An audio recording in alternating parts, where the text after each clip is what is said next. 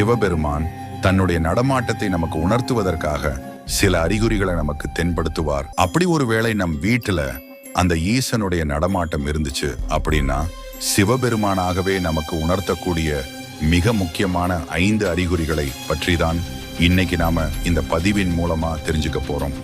அதனாலேயே இந்த பதிவு ரொம்ப ரொம்ப பயனுள்ளதாகவும் மிகவுமே சுவாரஸ்யமானதாகவும் இருக்கும். அதனால நிச்சயமாக சிவபக்தர்கள் அனைவரும் இந்த பதிவை ஸ்கிப் பண்ணாம கடைசி வரைக்கும் முழுமையாக பாருங்க. அது கூடவே இந்த வீடியோவை பார்த்துட்டு இருக்கக்கூடிய நீங்க ஒரு சிவபக்தராக இருந்தீங்க அப்படின்னா இந்த வீடியோவோட கமெண்ட் பாக்ஸ்ல சிவன் அப்படின்னு சொல்லி டைப் பண்ணி ரெட் கார்ட்ல கமெண்ட் பண்ணுங்க. பார்க்கலாம் எத்தனை சிவபக்தர்கள் நம்மளோட சேனலை பார்க்குறீங்க அப்படின்னு சொல்லி.